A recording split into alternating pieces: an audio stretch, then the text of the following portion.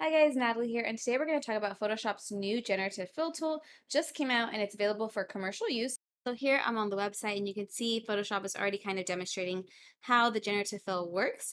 But let's actually jump into using it in Photoshop and let me show you guys how I'm using it to improve some of my cover photos for Instagram. Okay, so I opened up Photoshop and this is just a photo I have that I've taken up my desk. I've done a little tweaking to it, so you can see I brightened up the photo a bit. So this is just a flat lay that I had created from my desk and some supplies on my desk, but sometimes I don't have enough, supplies and I guess, let's say desk materials or desk accessories to add to my photos or my flat lays. And sometimes I feel like I want to add more, but I don't really have all the supplies. So let's say I want to take this photo, but I want to add a couple more things to it. I want to make it feel more of like a little workspace. I have all this empty area here that I want to fill in. So what I could do is to use the generative fill tool, I'm going to make a selection over here. So just make a selection on your image.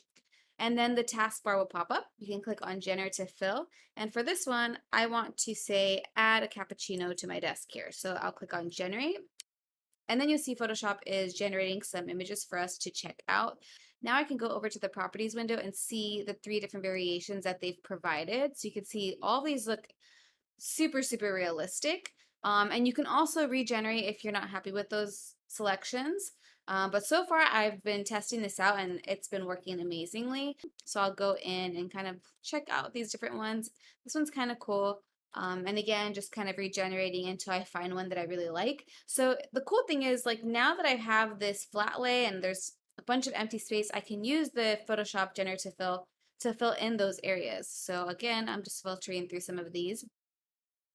And I think I like this one. I can also go back, scroll down, and see all the different variations that were provided. So I think this is going to be my favorite one. So I'll leave it at that. And again, we can continue adding things. I can maybe select up here. Maybe up here I want to add a paperclip. So I'll just search paperclip and then click generate.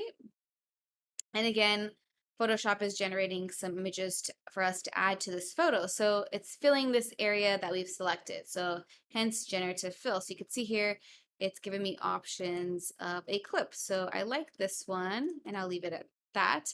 And you can see this looks really realistic. It literally looks like I put that clip in this image, that cappuccino in this image. So this is a huge game changer for Photoshop, in my opinion, especially if you're a designer out there and you're constantly editing your cover photos, editing photos for your products or your shop, things like that. This is really going to be super, super helpful.